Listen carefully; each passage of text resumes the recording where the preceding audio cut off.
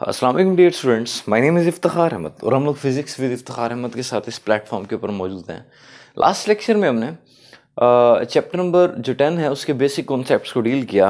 अब जो हम इस चैप्टर का बाकायदा आगाज़ करते हैं, इस चैप्टर का जो टाइटल है that is optical instruments. What are optical instruments? The instruments based on reflection और रिफ्रैक्शन ऑफ लाइट। ऐसे इंस्ट्रूमेंट्स जो रोशनी की रिफ्लेक्शन या रिफ्रैक्शन के ऊपर काम करते हैं उनको कहा जाता है ऑप्टिकल इंस्ट्रूमेंट। मिसाल के तौर पे ऐसे इंस्ट्रूमेंट जिनके अंदर लेंस या मिरर का इस्तेमाल किया जाता है वो ऑप्टिकल इंस्ट्रूमेंट है। सर फॉर एग्जांपल हमारे पास जो सिंपल माइक्रोस्कोप है, कंपाउंड माइक्रोस्कोप है, टेलीस्कोप है, ये सारे के सारे रोशनी की रिफ्रैक्शन पे काम करते हैं, ये ऑप्टिकल इंस्ट्रूमेंट्स हैं। तो बच्चों यहाँ पर हमने कुछ टर्म्स को डिस्कस करना है, बेसिक कॉन्सेप्ट्स हैं ये भी। पहली जो टर्म जिसको मैं डिस्कस करने जा रहा हूँ that is least distance of distinct vision, जिसको आप नियर पॉइंट भी कहा जाता है। तो बच्चों होता ही है, फर्ज करें ये आपकी आंख का एक मॉडल है। ये जो आपको ब्लू सर्कल नजर आ रहा है ये आपकी आंख है, और आपकी आंख के स्टार्ट में यहाँ पर अल्लाह ताला ने एक कन्वेक्स लेंस या कन्वर्जिंग लेंस बनाया हुआ है। हमारी आंख के अंदर भी एक लेंस होता है जो कन्वर्जिंग नेचर का लेंस है या कन्वेक्स लेंस है, और उसकी बैक साइड के ऊपर एक लाइट सेंसिटिव लेयर होती है जिसको बोलते हैं रेटिना। फर्ज करें एक ऑब्जेक्ट, इसकी हाइट है ओ या एच ओ, इसका साइज या हाइट है, ठीक है जी। यहाँ से एक लाइट की एक रे आती है, ये लेंस में से गुजरने के बाद रेटिना पे इस पॉइंट पर आ जाती है, और एक और लाइट रे प्रिंसिपल ये जो आपके पास ऑप्टिकल सेंटर है इसमें से गुजर के बिल्कुल सीधी यहाँ पर मिलती है और यहाँ पर हमारे पास इमेज बन जाती है, ठीक है बच्चों। तो लाइट अगर एग्जैक्टली रेटिना के ऊपर मिलेगी तो इमेज क्लियर नजर आएगा। अगर रोशनी रेटिना से पहले कन्वर्ट्स करती है या रोशनी रेटिना के बाद कन्वर्ट्स करती है तो जो इमेज नजर आएगा वो ब्लर होगा, फजी होगा, यानी धुंधला किस्म का इमेज होगा। अब होता ये है कि ये जो लेंस हमारी आंख का लेंस है, ये वो लेंस नहीं है जो आर्टिफिशियल है, ये नेचुरल लेंस है, आपकी आंख का लेंस है। इसकी खास बात ये होती है कि अपने आप को कॉन्ट्रैक्ट भी कर सकता है और ये अपने आप को एक्सपैंड भी कर सकता है, यानी अपने आप को पतला भी कर सकता है, मोटा भी कर सकता है, थिन भी कर सकता है, थिक भी कर सकता है।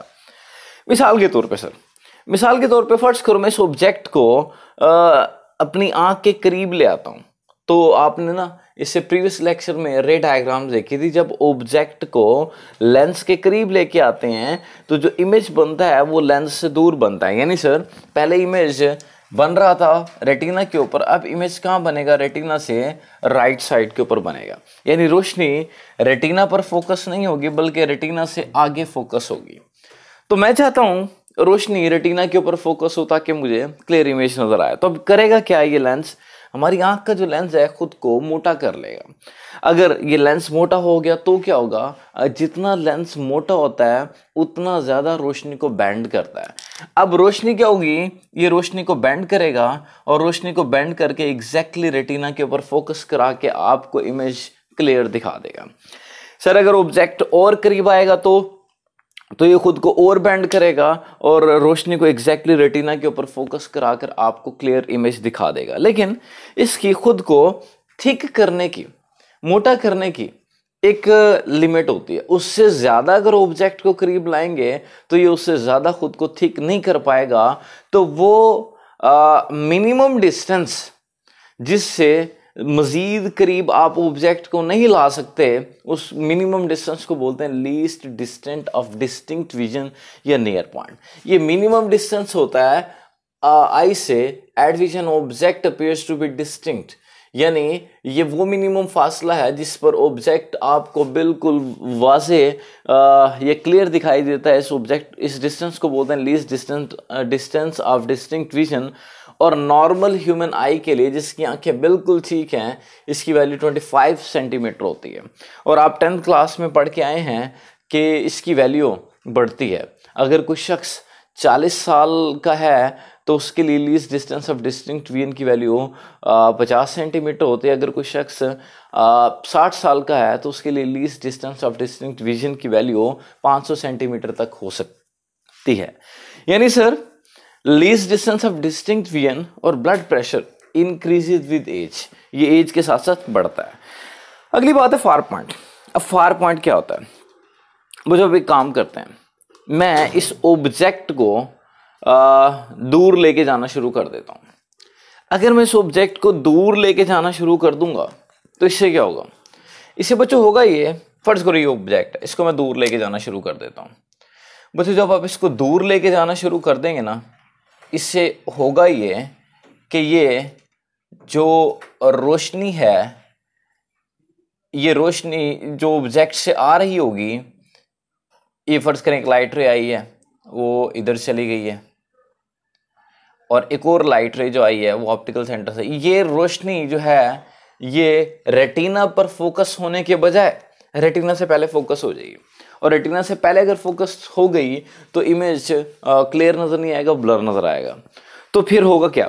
तो बच्चों होगा ये जो लेंस है खुद को थीन कर लेगा। थीन का मतलब ये है ये खुद को पतला कर लेगा। पतला करने से क्या होगा सर? पतला करने से होगा ये कि अब जब ये पतला होगा तो ये लाइट को कम बेंड करेगा। लाइट को कम बेंड करेगा तो क्या होगा सर?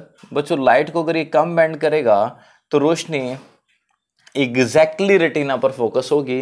जब रोशनी एग्जैक्टली रेटिना पर फोकस होगी तो हमें क्लियर एंड शार्प इमेज नजर आ जाएगा।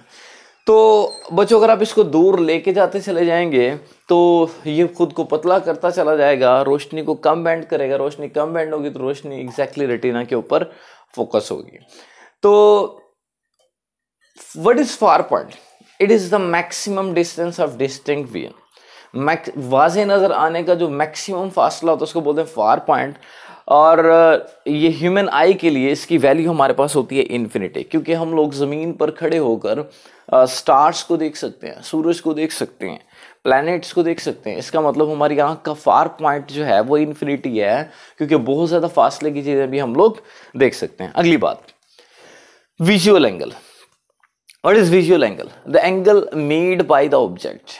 जब आप किसी ऑब्जेक्ट को देखते हैं, मिसाल के तौर पे आप तमाम लोग मेरे स्टूडेंट्स हैं और आप मेरे सामने बैठे हैं, मैं आप में से एक शख्स को देखता हूँ तो वो मेरे लिए ऑब्जेक्ट होगा, मेरी आंख के लिए ऑब्जेक्ट होगा।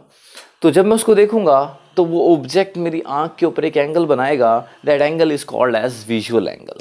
ठीक है, लेकिन सर इस एंगल का फायदा क्या है? बच्चों इस एंगल का फायदा ये है कि जितना बड़ा ये एंगल होगा इमेज का साइज भी उतना ज्यादा होगा। यानी सर इसका मतलब ये हुआ, ये एंगल डिसाइड करता है कि इमेज रेटिना के ऊपर जो बनेगी वो छोटी इमेज बनेगी या बड़ी इमेज बनेगी। मिसाल के तौर पे फर्ज करें आपकी आंख है और ये आपकी आंख का कन्वेक्स लेंस है और ये एक ऑब्जेक्ट है।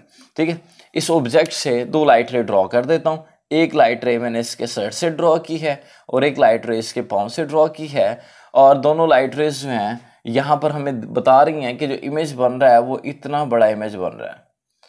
ठीक है जी। अच्छा, अब हम एक काम करते हैं, इस ऑब्जेक्ट को दूर ले जाते हैं। दूर का ऑब्जेक्ट हमें छोटा नजर आता है, आप सबको इल्म है। अगर ऑब्जेक्ट दूर पड़ा होगा तो वो छोटा नजर आएगा। क्यों सर? क्योंकि विजुअल एंगल कम बनता है। देख लें आप इसको कैसे। इस ऑब्जेक्ट को मैं उठा के थोड़ा दूर ले जाऊंगा, इतने ही साइज का ऑब्जेक्ट है लेकिन मैं दूर ले गया हूं। फिर वही काम करना है, दो लाइट रेज ड्रॉ की।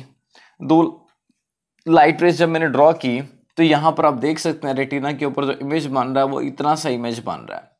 इसके मुकाबले में जो इमेज है उसका साइज छोटा हो चुका है। सर क्यों? क्योंकि ऑब्जेक्ट दूर है। ऑब्जेक्ट अगर दूर है तो वो आंख पर जो एंगल बनाएगा जिसको बोलते हैं विजुअल एंगल, वो भी कम बनाएगा। चूंकि ये एंगल कम बनाएगा तो इसलिए इमेज का साइज भी कम होगा। तो बच्चों विजुअल एंगल की मैक्सिमम वैल्यू कब होती है? विजुअल एंगल की मैक्सिमम वैल्यू तब होती है जब object least distance of distinct vision पर पड़ा होता है, क्योंकि उससे कम फासले पर हम ऑब्जेक्ट को रख नहीं सकते। अगर उससे कम फासले पर ऑब्जेक्ट को हम लोग रखेंगे तो एंगल तो बढ़ जाएगा मान लिया, लेकिन ऑब्जेक्ट की हम डिटेल्स नहीं देख पाएंगे। ऑब्जेक्ट जो होगा वो धुंधला नजर आ रहा होगा। तो इस एंगल की मैक्सिमम वैल्यू कब होती है? मैंने अभी आपको बताया, जितना ये आंख के करीब होगा। और ये आंख से मैक्सिमम कितना करीब आ सकता है? ये आंख से मैक्सिमम 25 सेंटीमीटर के फासले तक आ सकता है। अगली जो बात है बच्चों, that is linear magnification. What is magnification? Magnification होती क्या है? फर्ज करें ये कन्वेक्स लेंस आप देख सकते हैं और ये आपके पास एक ऑब्जेक्ट है और इस ऑब्जेक्ट का कुछ साइज है। और एक लाइट रे गई इसमें से प्रिंसिपल एक्सिस के पैरेलल, लेंस में से गुजरने के बाद फोकस में से गुजरी। एक लाइट रे मैंने गुजारी ऑप्टिकल सेंटर में से बिल्कुल सीधी गुजर के यहां पर मिले और यहां पर क्या बनी, इमेज। अब इमेज बनी है 4 सेंटीमीटर की। ऑब्जेक्ट जो था बच्चों उसकी हाइट थी 2 सेंटीमीटर और इमेज जो बनी है वो 4 सेंटीमीटर की बनी है। अब मैं जानना चाहता हूं ये जो ऑब्जेक्ट है और इसकी बनने वाली जो इमेज है इनके साइजेस में आपस में क्या रिलेशन है। तो इसके लिए हम एक नई टर्म इंट्रोड्यूस कराते हैं, दैट इज मैग्निफिकेशन। मैग्निफिकेशन ये बताती है हमें कि ऑब्जेक्ट के मुकाबले में इमेज का साइज कितना। मिसाल के तौर पे अगर कोई लेंस है उसकी मैग्निफिकेशन 2 है तो इसका मतलब ये है कि उसे जो इमेज बनेगा हमारे पास जो इमेज बनेगा एक पर्टिकुलर डिस्टेंस पे उस लेंस से रखने पर तो वो 2 टाइम्स बड़ा बनेगा।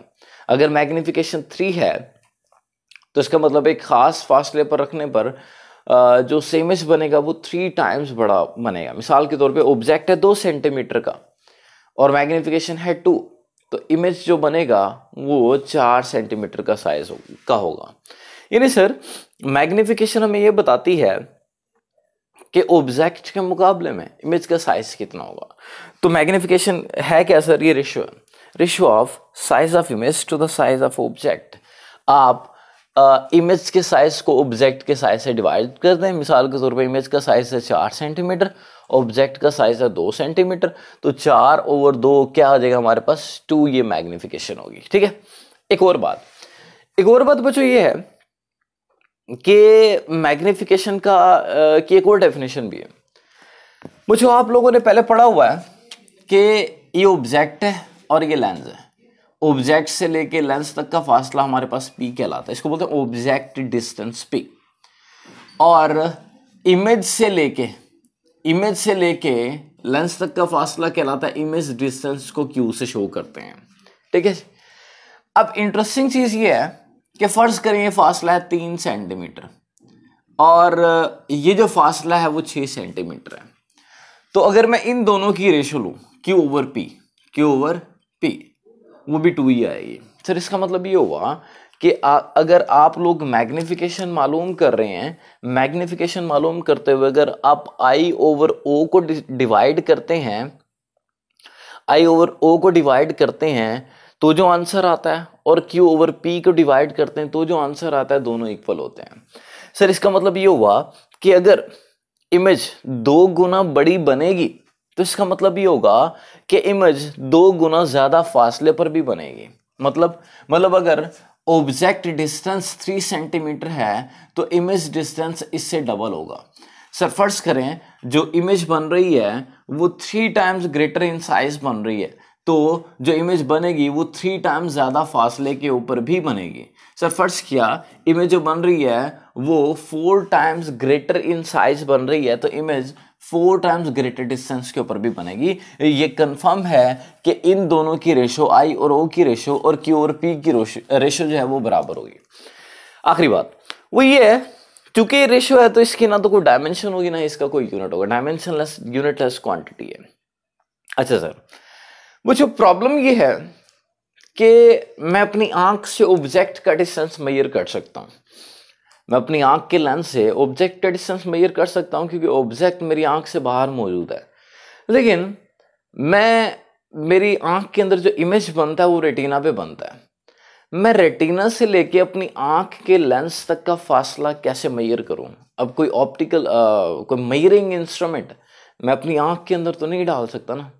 तो सर इसका मतलब ये हुआ कि आंख पर बनने वाली जो इमेज होती है उसका साइज और यानी रेटिना पर बनने वाली जो इमेज होती है उसका साइज और उसके डिस्टेंस को मेजर करना एक बहुत बड़ा प्रॉब्लम है। तो फिर हम एक काम करते हैं, इसका सोल्यूशन ये निकालते हैं कि हम इस मैग्निफिकेशन को, जिसको हम लीनियर मैग्निफिकेशन बोलते हैं। सर लीनियर क्यों बोलते हैं इसको? क्योंकि इसके अंदर लीनियर डिस्टेंसेस आते हैं, ये 1 डायमेंशनल डिस्टेंसेस आते हैं, इसलिए इसको बोलते हैं लीनियर मैग्निफिकेशन। तो हम इस मैग्निफिकेशन को प्रेफर नहीं करते, हम एक और मैग्निफिकेशन इंट्रोड्यूस कराते हैं जिसको कहा जाता है मैग्नीफाइंग पावर और एंगुलर मैग्निफिकेशन। इसकी मदद से मैग्निफिकेशन मालूम करना क्वाइट इजी है, ये हमारे लिए बड़ा आसान काम है। कैसे सर? फर्ज किया एक ऑब्जेक्ट है, ये हमारे पास ब्लू में दिखाता हूं आपको, एक ऑब्जेक्ट है, इसकी हाइट है ओ, ठीक है जी। अब ये आपकी आंख का लेंस है, ये जो ऑब्जेक्ट है ये आपकी आंख के ऊपर एंगल बना रहा है, उसका नाम है अल्फा। अब आप एक काम करें, ये आपकी आंख का लेंस, मतलब आपकी आंख का बिल्ट इन लेंस जो मैंने नहीं लगाया, नेचुरली है, ये वो है। अब आप एक काम करें, अब आप अपनी आंख के सामने एक ऑप्टिकल इंस्ट्रूमेंट रख लें। मिसाल के तौर पे मैंने अपनी आंख के सामने रख लिया कन्वेक्स लेंस, ठीक है जी। और ये रहा वो ऑब्जेक्ट, ये मेरी आंख, ये आंख के आगे ऑप्टिकल इंस्ट्रूमेंट, आपने ग्लासेस लगाया हुआ है, आप टेलीस्कोप इस्तेमाल कर रहे हैं, कंपाउंड स्कोप, माइक्रोस्कोप इस्तेमाल कर रहे हैं, तो आपकी आंख के आगे एक लेंस होगा। तो ये वो लेंस है और ये वो ऑब्जेक्ट है। अब जब मैं इस आंख की मदद से जब देखूंगा तो मुझे ये ऑब्जेक्ट नजर नहीं आएगा, बल्कि ये जो लेंस है, ये लेंस मुझे इस ऑब्जेक्ट का इमेज दिखाएगा। जब मैं अपनी आंख की मदद से देखूंगा तो ये जो लेंस है, ये लेंस मुझे ऑब्जेक्ट नहीं दिखाएगा, क्योंकि मेरी आंख और ऑब्जेक्ट के दरमियान में लेंस है। तो मेरी आंख को ये जो लेंस है ये ऑब्जेक्ट नहीं दिखाएगा, बल्कि मेरी आंख को ये लेंस उसका इमेज दिखाएगा। और ये जो इमेज है, ये जो एंगल बनाता है, इसको बोलते हैं बीटा। जो ऑब्जेक्ट आंख पर एंगल बनाता है वो अल्फा है, जो इमेज एंगल बनाता है उसको बोलते हैं बीटा। और ये जो बीटा और अल्फा की रेशियो है, इसको कहा जाता है एंगुलर मैग्निफिकेशन, क्योंकि एंगल्स की रेशियो है। Sir what is beta? Beta is called the image angle. What is alpha? Alpha is called as the object angle. Sir सादा लैंग्वेज में बात करता हूँ, मुझे मेरी बात सुनो, मैं आप सबको देख रहा हूँ, मेरी आंख के ऊपर जो एंगल बन रहा है उसको बोलते हैं अल्फा। लेकिन अगर मैं ग्लासेस का इस्तेमाल कर लूँ, अब मैं आप लोगों को नहीं देख रहा, अब ग्लासेस मुझे आप लोगों का इमेज दिखा रही हैं, तो अब जो आप एंगल बनाएंगे उसको बोलते हैं बीटा। और बीटा और अल्फा की जो रेशियो होती है उसको बोलते हैं angular magnification. Sir what is beta? Beta is the image angle. What is alpha? Alpha is the object angle. ठीक है, तो ये डेफिनेशन मैंने इसकी यहाँ पर लिख दी है। तो जी स्टूडेंट्स, अभी हमने मैग्निफिकेशन को डिटेल में देखा था, अब हम बात करेंगे रिजॉल्विंग पावर के ऊपर। बच्चों, हम लोग ज़्यादातर ऑप्टिकल इंस्ट्रूमेंट इस्तेमाल करते हैं ताकि ऑब्जेक्ट्स को मैग्नीफाई करके देखा जा सके। मिसाल के तौर पे आप लोग अपने एक कैमरे के अंदर या मोबाइल फ़ोन के अंदर एक पिक्चर बनाते हैं और उसको जूम आउट करते हैं। तो जैसे ही आप उसको जूम आउट करते हैं तो आप देखते हैं वो जो पिक्चर है उसके पिक्सल फटना शुरू हो जाते हैं, जिसको आप कहते हैं कि इमेज ब्लर होना शुरू हो जाएगी। यानी सर इमेज का साइज मैग्नीफाई तो हो रहा है, लेकिन मैग्नीफाई होने के साथ साथ पिक्चर धुंधली भी होती चली जा रही है। ऐसी पिक्चर जो होती है हम कहते हैं कि लो क्वालिटी की पिक्चर है, क्योंकि इसको स्टडी करना मुश्किल है। मिसाल के तौर पे मैं आपको कोई भी डॉक्यूमेंट देता हूँ, मैं आपको डॉक्यूमेंट सेंड करता हूँ, आप उस डॉक्यूमेंट को जूम करना शुरू कर देते हैं। एक पॉइंट आएगा जिसके ऊपर इतना ज़्यादा जूम हो जाएगा कि आप उसको स्टडी नहीं कर पाएंगे। तो आप कहेंगे सर मैग्नीफाई तो हो गया, लेकिन इसकी डिटेल्स हमें समझ नहीं आ रही कि इसके अंदर क्या लिखा हुआ है। तो सर इसका मतलब ये हुआ कि सिर्फ मैग्नीफिकेशन इंपॉर्टेंट नहीं है, बल्कि मैग्नीफिकेशन के साथ साथ एक और चीज़ इंपॉर्टेंट है, that is called as resolving power. Resolving power क्या है? ये किसी भी ऑप्टिकल इंस्ट्रूमेंट की छोटी से छोटी डिटेल्स की जाहिर करने की जो सलाहियत होती है, या किसी भी ऑब्जेक्ट की छोटी से छोटी डिटेल जो ऑप्टिकल इंस्ट्रूमेंट हमें दिखा पाएगा, वो छोटी से छोटी डिटेल दिखाने की जो सलाहियत होती है, एबिलिटी होती है, that ability is called as resolving power. मिसाल के तौर पे सर, वो जो मिसाल के तौर पे एक ऑब्जेक्ट है और इस ऑब्जेक्ट के सामने से कोई चीज़ आ रही है, ये चीज़ इसके सामने से बहुत दूर है। इस ऑब्जेक्ट को लग रहा है कि शायद कोई बाइक इसकी तरफ को आ रही है, क्योंकि उसको रोशनी का एक सोर्स नज़र आ रहा है, जिसकी वजह से इसको लग रहा है कि यहाँ से कोई बाइक आ रही है। लेकिन जैसे ही ये ऑब्जेक्ट यहाँ पर आता है, जिसको मैंने नीचे वाली डायग्राम में दिखाया है, तो इसको पता चलता है कि ये असल में एक बाइक नहीं है, बल्कि ये असल में एक कार है। और इस कार के ऊपर एक हेडलाइट नहीं लगी हुई, बल्कि इसके ऊपर दो हेडलाइट्स हैं। यानी दो सोर्स को अलग दिखाने की सलाहियत उसे तब पता चली जब ये जो कार थी ये इसके करीब आ चुकी थी। हालांकि जब कार दूर थी तो उसको लग रहा था कि शायद कोई एक सोर्स है, लेकिन सर जब कार करीब आई तो उसे पता चला एक नहीं बल्कि दो रोशनी के सोर्स हैं। तो कोई से दो सोर्सेस को अलग अलग देखने की सलाहियत या डिफरेंशिएट करने की जो सलाहियत होती है वो बच्चों कहलाती है रिजॉल्विंग पावर। यानी सर जब ये गाड़ी 1000 मीटर के फासले पर आई तो इसको पता चला कि असल में ये गाड़ी है और ये इसकी एक लाइट नहीं बल्कि दो लाइट्स, ठीक है। तो इसकी रिजॉल्विंग पावर हमने देख ली। लेकिन सर एक और शख्स था, ये ऑब्जर्वर ए था, ये ऑब्जर्वर बी था। लेकिन ये जो ऑब्जर्वर बी था उसको तब पता चला कि ये दो लाइट सोर्सेज हैं जब ये गाड़ी इससे तकरीबन 500 मीटर के फासले पर आ चुकी थी।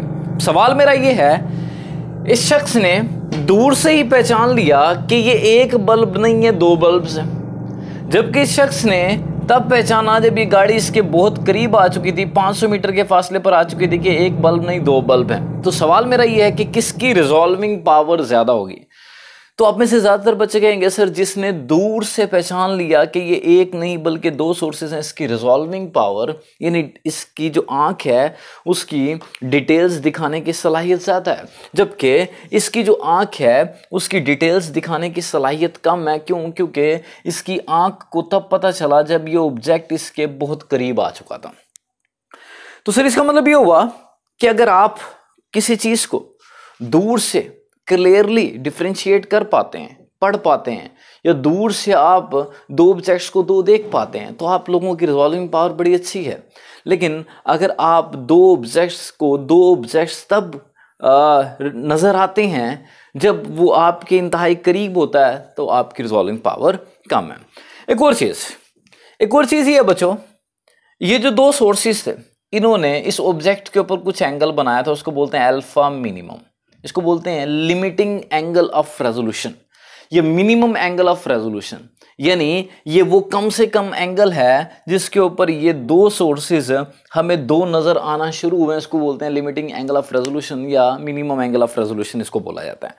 अगर आप देखें इस केस में ये एंगल कम है, जबकि इस केस में देखें ऑब्जेक्ट वैसे करीब भी आ चुका तो ये एंगल ज्यादा होगा। इससे एक बात समझ लगी हमें, वो ये कि इसकी रिजॉल्विंग पावर ज्यादा है क्योंकि इसने दूर से पहचान लिया, लेकिन इसका लिमिटिंग एंगल ऑफ रेजोल्यूशन या मिनिमम एंगल ऑफ रेजोल्यूशन कम है।